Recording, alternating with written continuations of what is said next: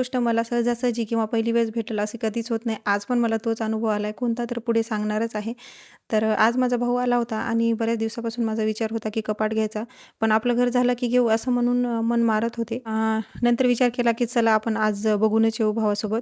मग 2-3 दुकानं बघितले पण कुठेच सिंगल कबोर्ड नव्हतं आणि कुठे बजेटच्या बाहेर जात होतं. मग आम्ही खाली ठक्करच्या शोरूमला गेलो. तिथे पण खूप रेट होते आणि मला एवढं महागडं पण घ्यायचं नव्हतं आणि महादेवाच्या कृपेने 2-3 वर्षात घर होईल असं वाटते. तेव्हा फर्निचरचा ट्रेंड आहे तर तोच आपण करणार.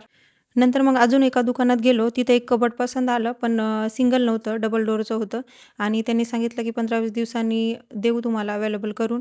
मग वाटलं की चला आज काही योग नाही, पण तरीही ऑर्डर दिली आणि घरी आलो आणि 15 दिवसाच्या नंतर त्यांचा फोन आला आणि फायनली माझं कपाट आलं. पटकन भावाला कॉल करून बोलून घेतलं आणि हे आहे माझं कबोर्ड. घ्यायचं नव्हतं असं वाटत होतं, पण कपडे किटमध्ये ठेवून ठेवून पण खूप त्याचा घाण वास येत होता आणि म्हणूनच खरंच गरजेचं होतं. कलर ऑरेंज आहे माझा फेवरेट आणि माझ्या घरात पण अर्ध्याच्या वर वस्तू ऑरेंज कलरमध्येच आहेत. मला कलर खूप आवडतो. नंतर घरी आणलं आणि घरात आणून त्याची पूजा केली. स्वस्तिक वगैरे काढलं. घरात कोणतंही यंत्र आणलं की अगोदर आम्ही पूजा करतो.